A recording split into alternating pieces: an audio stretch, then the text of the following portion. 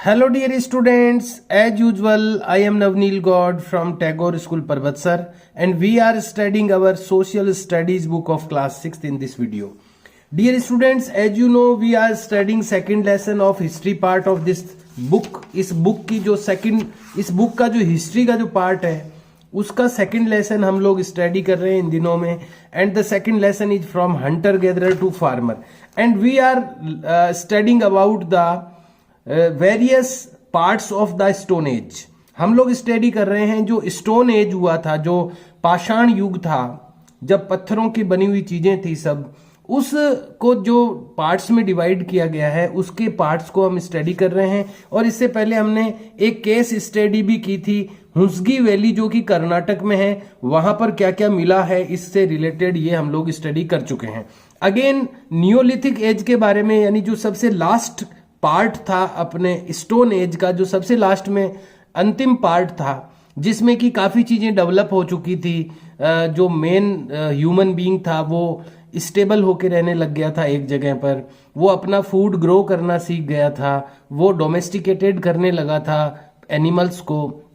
तो ये एक ऐसा टाइम पीरियड था जो कि लास्ट टाइम पीरियड था स्टोन एज का, उसी के बारे में हम लोग स्टडी कर रहे हैं.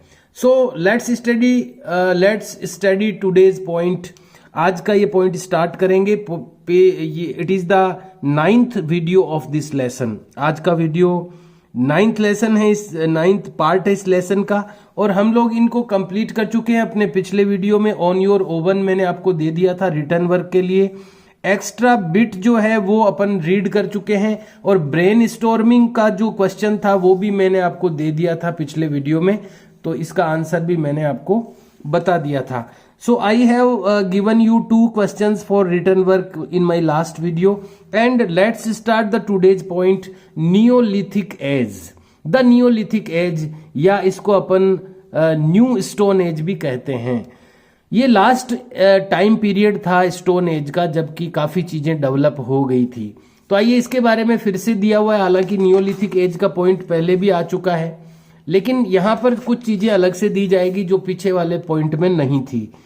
Neolithic age, the new stone age, इसको न्यू स्टोन एज भी कहा जाता है, और the Neolithic age was the last phase. ये अंतिम चरण था, अंतिम एक काल था of the stone age. This period witnessed, ये जो पीरियड है ये गवाह रहा है. गवाह यानी जो आंखों से देखता है किसी चीज को, उसको गवाह कहते हैं कि ये गवाह है साहब इस चीज का. तो ये जो एज, ये जो पीरियड रहा है, ये जो कालखंड रहा है, ये विटनेस रहा है, ये गवाह रहा है, यानी इस कालखंड ने देखा है सेवरल वाइटल डेवलपमेंट्स, बहुत सारे जरूरी विकास इस युग ने देखे हैं. That led to a great change, जो कि लेकर आए एक बड़ा चेंज, जो ऐसे विकास जो कि बड़ा चेंज लेकर के आए, ऐसे विकासों को इस युग ने देखा है. In the life of early humans, जो प्राचीन मनुष्य था उसके जीवन में बहुत बड़े बड़े जो चेंजेज आए, ऐसे कुछ चीजों को यहां पर डेवलप होते हुए देखा गया है. ह्यूमंस बिगन टू ग्रो, जो मनुष्य था उसने शुरू कर दिया था ग्रो यानी उगाना. देयर ओवन फ्रूट क्रॉप्स, अपनी खुद की जो भोजन की फसलें थी वो उगाना उसने ग्रो करना शुरू कर दिया था. एंड गेव अप, और छोड़ दिया था उसने their nomadic life style.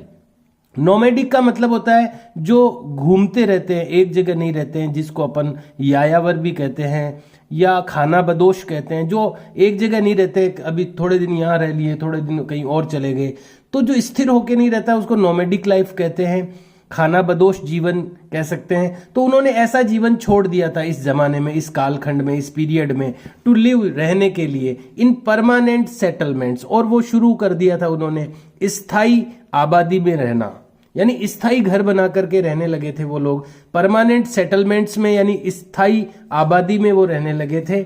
They begin domesticating animals, और उन्होंने एनिमल्स को डोमेस्टिकेट करना शुरू कर दिया था, यानी पालना शुरू कर दिया था. सच एज कैटल, जैसे कि मवेशी, गाय भैंस बकरी, हॉर्सेज यानी घोड़े, गोट्स एंड शीप यानी बकरी और भेड़े, ये सब उन्होंने डोमेस्टिकेट करना शुरू कर दिया था. They now had a regular supply of meat, अब उनको मिलने लगी थी नियमित सप्लाई मीट की यानी मांस की, मिल्क यानी दूध की, और मिल्क प्रोडक्ट यानी दूध से बने हुए प्रोडक्ट्स की, दही वगैरह की, ये उनको सप्लाई मिलने लगी थी क्योंकि उन्होंने एनिमल्स को पालना शुरू कर दिया था, डोमेस्टिकेट करना शुरू कर दिया था।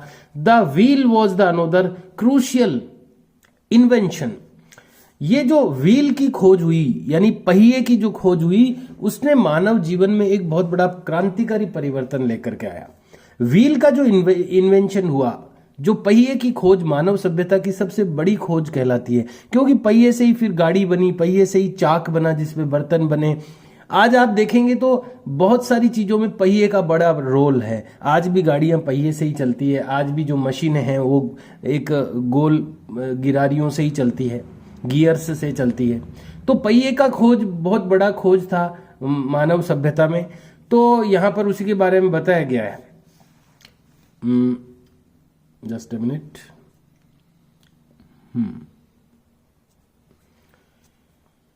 यस, तो हम लोग पढ़ रहे थे कि कहां थे हम। The wheel was another crucial invention. जो व्हील था ये एक बड़ा क्रूशियल यानी महत्वपूर्ण इन्वेंशन था। ये जो व्हील का इन्वेंशन था, आविष्कार था, ये एक बड़ा क्रूशियल इन्वेंशन था, बहुत ही महत्वपूर्ण इन्वेंशन था ऑफ दिस पीरियड, इस पीरियड का। यानी कोई पूछे कि व्हील का इन्वेंशन कौन से पीरियड में हुआ, तो वो हुआ नियोलिथिक एज में या न्यू स्टोन एज में। एडवांस्ड टूल्स, जो आधुनिक औजार थे, सच एज ब्लेड्स, जैसे कि ब्लेड हो गई, एंड बुर्न्स। बुर्न्स भी एक तरह के औजार थे। ये जो औजार है ये बुर्न्स जैसे ही दिख रहे हैं, तो बुर्न्स भी एक तरह के औजार थे उस जमाने के, वर यूज्ड, ये यूज किए जाते थे। ब्लेड हो गई, बुर्न्स हो गए, तो ये औजार उस जमाने में टूल्स यूज किए जाते थे। It is because of these far reaching changes. Far reaching changes का मतलब होता है दूरगामी बदलाव। चेंजेज यानी तो बदलाव होता ही है, फार रीचिंग यानी दूरगामी। ये जो दूरगामी, ये इसी it is because of these far reaching changes, इन्हीं दूरगामी बदलावों के कारण, that is period of pre history is called the Neolithic revolution. ये जो प्री हिस्ट्री, ये जो बदलाव हुए इस जमाने में, यानी पहिए का आविष्कार हुआ, स्थायी रूप से रहने लगे, जानवरों को पालने लगे, ये जो फार रीचिंग चेंजेज हुए, ये दूरगामी जो परिणाम हुए, इन्हीं के कारण, it is because of this, इसी के कारण से this period of pre history, यानी प्री हिस्ट्री का जो ये पीरियड है, ये जो प्राग इतिहास काल का ये जो पीरियड है, नियोलिथिक एज जो पीरियड है, इन्हीं बदलावों के कारण इज कॉल्ड, कहा जाता है, द नियोलिथिक रिवॉल्यूशन। ये नियोलिथिक रिवॉल्यूशन या नियोलिथिक क्रांति कहा जाता है इसको, क्योंकि एक बहुत बड़े बड़े बदलाव, बहुत बड़े बड़े चेंजेज इस युग में हुए, जो कि लास्ट युग था। आइए बढ़ते हैं आगे। द नियोलिथिक रिवॉल्यूशन, ये जो नियोलिथिक क्रांति, रिवॉल्यूशन क्या होता है, जब बड़ा बदलाव होता है, एक बिग चेंज होता है, उसको रिवॉल्यूशन कहते हैं। तो नियोलिथिक रिवॉल्यूशन का एक बड़ा पॉइंट यहां पर आ गया है, द एमरजेंस ऑफ एग्रीकल्चर। बड़े क्या क्या बदलाव हुए, बड़े जो बदलाव हुए वो क्या क्या हुए नियोलिथिक एज में, वो यहां पर हमें पढ़ने को मिल रहे हैं। द एमरजेंस ऑफ एग्रीकल्चर यानी खेती का उद्भव। एमरजेंस का मतलब है उद्भव या पैदा होना किसी चीज का। तो खेती का उद्भव हुआ, एग्रीकल्चर का एमरजेंस हुआ, यानी खेती करना सीखा इस जमाने में मनुष्य ने। आइए पढ़ते हैं इसके बारे में। Humans did not become farmer herders from the hunter gatherers overnight. Overnight का मतलब होता है रातों रात, यानी आदमी रातों रात कोई हंटर गैदरर से फार्मर हर्डर नहीं बन गया। देखो, पहले वो हंटर गैदरर था, यानी शिकारी और संग्राहक था, यानी गैदरर का मतलब चीजों को इकट्ठी करता था वो, और हंटर यानी हंटर कहते हैं शिकारी को, शिकार करता था और चीजों को इकट्ठी करता था। शुरू में वो ऐसा था, बाद में अब नियोलिथिक में आते आते वो फार्मर बन गया, किसान बन गया। हर्डर यानी चरवाहा बन गया, भेड़ बकरी चराने वाला। तो वो ओवरनाइट ऐसा नहीं हो गया। देखिए पूरे सेंटेंस को, ह्यूमंस डिड नॉट बिकम, मनुष्य नहीं बन गया था, फार्मर हर्डर्स यानी किसान और चरवाहा वो नहीं बन गया था, from Hunter gatherers, Hunter gatherer से ओवरनाइट, यानी रातों रात ऐसा नहीं हुआ था। It is not definitely non, ये निश्चित रूप से नहीं जाना जाता है, हाउ मैन डिस्कवर्ड फार्मिंग, कि मनुष्य ने फार्मिंग यानी खेती को कैसे डिस्कवर किया, कैसे खोजा उसको। इसका कोई निश्चित पता नहीं है कि मनुष्य ने खेती को, फार्मिंग को कैसे डिस्कवर किया। ये डेफिनेटली नॉन नहीं है, यानी निश्चित रूप से इसका पता नहीं चल पाया वैज्ञानिकों को या हिस्टोरियंस को या आर्कियोलॉजिस्ट को, कि डेफिनेटली पता नहीं है उनको कि भाई कैसे फार्मिंग को डिस्कवर किया होगा मनुष्य ने, पहली बार कैसे उसने खेती करना सीखा होगा, कैसे उसके माइंड में आया होगा कि खेती भी कर सकते हैं क्या अपन। तो ये कैसे उसने किया होगा ये डेफिनेटली नॉन नहीं है, बट प्रोबेबली, लेकिन संभवतया सम सीड्स वर स्पिल्ड, कुछ बीज बिखर गए होंगे। वर स्पिल्ड का मतलब है बिखर जाना। कुछ बीज बिखर गए होंगे ऑन द ग्राउंड पर, और थ्रोन अवे, या फिर फेंक दिए गए होंगे बाई ए केयरलेस ह्यूमन, किसी लापरवाह आदमी ने कोई बीज फेंक दिए होंगे, या फिर कोई बीज बिखर गए होंगे ग्राउंड में और वहां से कुछ उग गया होगा।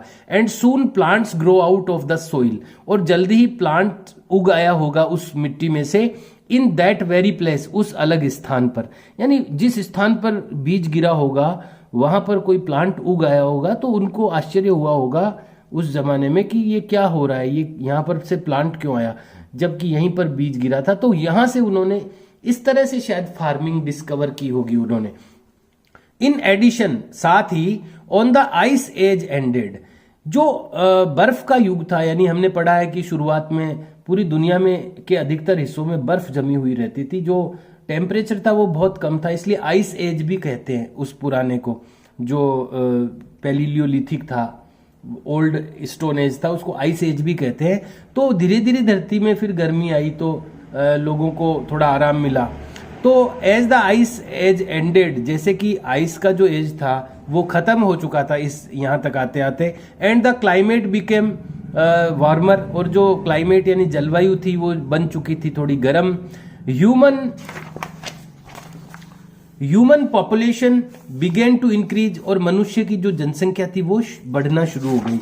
यहाँ पर आगे बढ़ने से पहले मैं एक इधर साइड में छोटा सा एक एक्स्ट्रा बिट का बॉक्स है, इसको भी पढ़ लेते हैं, नहीं तो ये छूट जाएगा। तो इसको कवर करते हुए आगे बढ़ेंगे। तो इसमें क्या लिखा है एक्स्ट्रा बिट में देखते हैं। Neolithic people cleared there fields. Neolithic यानी ये जो लास्ट का जो टाइम था जिसको नियोलिथिक कह रहे हैं अपन, जो जिसको न्यू स्टोन एज भी कहते हैं। नियोलिथिक पीपल, इस जमाने के जो लोग थे, क्लियर्ड देयर फील्ड्स, उन्होंने अपने खेतों को साफ किया। आफ्टर ए हार्वेस्ट, यानी कटाई के बाद में। बाई बर्निंग देम, उनको जला करके, यानी अब जैसे एक फसल पैदा कर ली, काटना नहीं आता था उनको, तो उन्होंने अपनी फसल ले ली, बचे हुए को आग जला करके, बर्निंग देम यानी उनको जला करके अपने खेतों को साफ किया।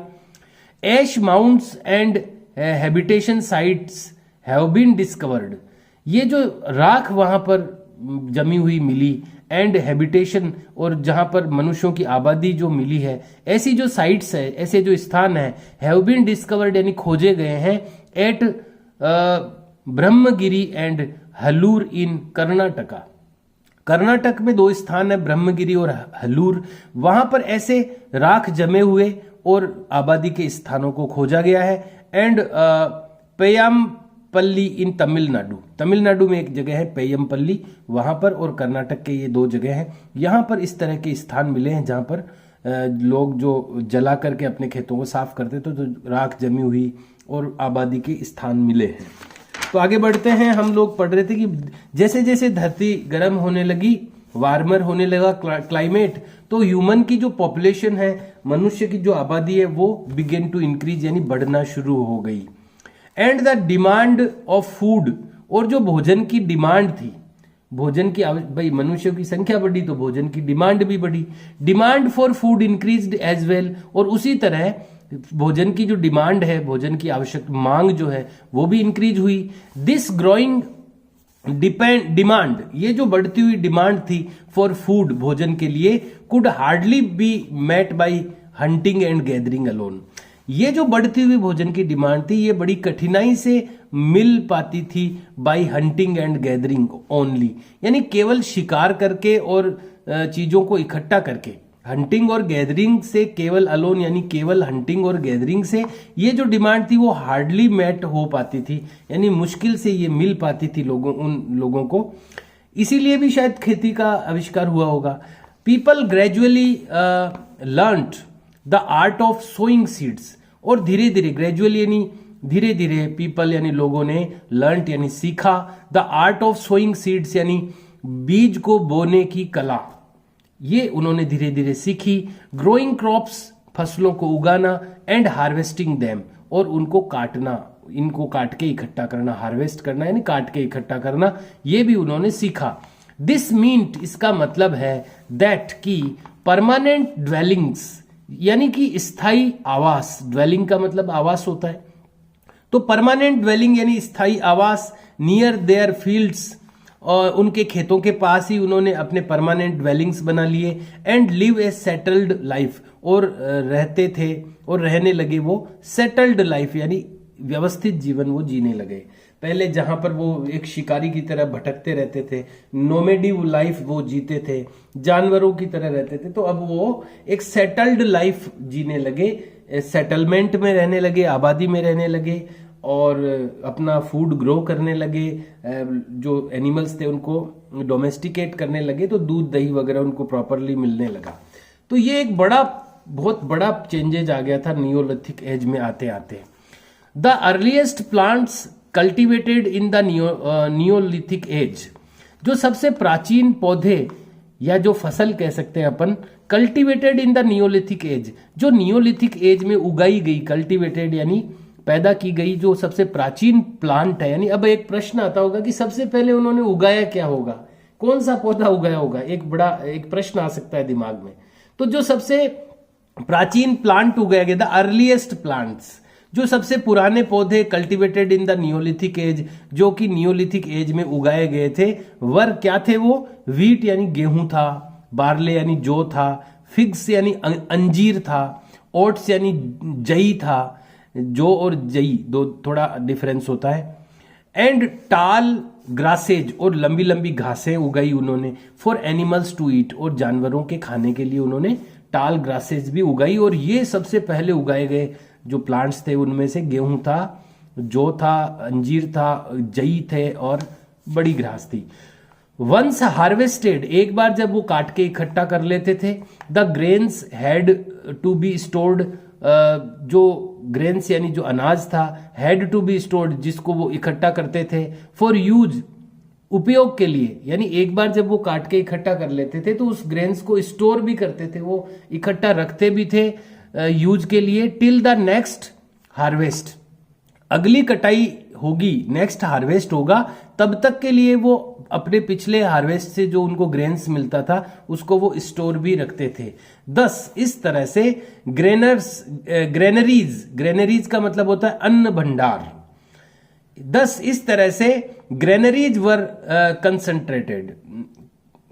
कंस्ट्रक्टेड, इस तरह से जो ग्रेनरीज बने यानी अन्न के भंडार जो थे वो कंस्ट्रक्ट हुए, यानी वो निर्माण हुआ उनका, टू स्टोर ग्रेन्स को स्टोर करने के लिए, अनाज को इकट्ठा करने के लिए, रखने के लिए, for long period of time, लंबे समय तक के लिए। द नियोलिथिक मैन, जो ये नियोलिथिक जमाने का आदमी था, दस इस तरह से बिकम ए फूड प्रोड्यूसर, ये बना एक भोजन का प्रोड्यूसर यानी उत्पादक, फ्रॉम ए फूड गैदरर, चीजों को गैदरिंग करने वाले से। पहले वो फूड गैदरर हुआ करता था, यानी भोजन अपना इकट्ठा करता था, पहले वो गैदर करता था, अब वो फूड प्रोड्यूसर बन गया, अब वो फूड को बनाने वाला बन गया, प्रोड्यूस करने वाला बन गया, यानी उत्पादक बन गया। यहां पर अगला जो पॉइंट है वो है नियोलिथिक साइट्स को लेकर की, यानी वो कौन से स्थान हैं जो नियोलिथिक जमाने के हैं और आज अपने को मिले हैं, यानी हिस्टोरियंस ने या जो ये पुराने इतिहास को, ये पुराने विज्ञान को जानने वाले जो लोग हैं, जो अपने बार बार आ चुका है नाम, तो वो उन्होंने यहाँ पर खुदाई करके, देश में कई सारे स्थान हैं, पूरी दुनिया में भी है और देश में भी है, जिनको खोद करके उन्होंने एक्सकेवेशन करके, खुदाई करके, और ऐसी कई साइट्स ढूंढी है जो कि उस जमाने की है, नियोलिथिक साइट्स हैं वो। तो यहाँ पर अपन थोड़ा उनके बारे में भी जान लेते हैं कि अपने देश में कौन कौन सी ऐसी जगह हैं, ऐसी कौन कौन सी साइट्स हैं जिनको आर्कियोलॉजिस्ट, वो भूल गया था मैं एक शब्द, आर्कियोलॉजिस्ट। तो आर्कियोलॉजिस्ट्स ने जो एक्सकेवेट करके कुछ स्थान निकाले हैं ऐसे उस जमाने के, तो उनके बारे में यहाँ पर दिया हुआ है कि नियोलिथिक साइट्स कहाँ गया, Neolithic sites. Neolithic sites have been discovered, Neolithic sites को ढूंढा जा चुका है या खोजा जा चुका है in several regions in south Asia, दक्षिणी एशिया में कई क्षेत्रों में इनको खोजा जा चुका है। The major Neolithic sites that were excavated are, जो मुख्य नियोलिथिक साइट्स है जिनको खोद करके निकाला गया, एक्सकेवेशन मतलब खुदाई करना, एक्सकेवेट करके निकाला गया, वो कौन कौन सी है? मेहरगढ़ इन पाकिस्तान, बुर्जोहम इन कश्मीर, कश्मीर में बुर्जोहम है, देओजाली हेडिंग एंड सरुतरु इन असम, असम में ये 2 जगह हैं, चिरेंड इन बिहार, बिहार में चिरेंड है, कुचई इन ओडिशा, ओडिशा में ये एक जगह है, दईमाबाद एंड इनामगांव इन महाराष्ट्र, महाराष्ट्र में भी 2 जगह हैं, ब्रह्मगिरी इन कर्नाटका, नागार्जुन कोंडा इन आंध्र प्रदेश एंड पय्यामपल्ली इन तमिलनाडु। ये वो जगह हैं, ये वो साइट्स हैं जो नियोलिथिक एज से जुड़ी हुई है। उस जमाने में जो लोग जहां पर रहते थे, उनकी सेटलमेंट्स, उनकी आबादी, उनके खेत, उनके टूल्स, वो यहाँ पर मिले हैं। तो ये नियोलिथिक साइट्स हैं जो यहाँ पर अलग अलग डिस्ट्रिक्ट, अलग अलग स्टेट्स में मिली है। बात करते हैं डोमेस्टिकेशन ऑफ एनिमल्स की, यानी कि पशुओं को पालना। लेकिन आज का जो टाइम है वो कंप्लीट हो गया है, we have to finish the video. We will meet in next video and we will continue the lesson. अगले वीडियो में फिर से हम कंटिन्यू करेंगे। अभी हम लोग चल रहे हैं नियोलिथिक एज के बारे में, रीडिंग कर रहे हैं हम, और अगला जो टॉपिक आएगा वो आएगा कि डोमेस्टिकेशन ऑफ एनिमल्स। हम लोग एक एक पॉइंट पढ़ते जा रहे हैं कि क्या क्या चेंजेज आए। द नियोलिथिक रिवॉल्यूशन, क्रांति जो ये हुई थी नियोलिथिक, इसमें पहला आ गया था कि एग्रीकल्चर का उद्भव हुआ। दूसरा पॉइंट आएगा इसमें कि एनिमल्स को कैसे डोमेस्टिकेशन करने लगे। Okay dear students, see you and bye.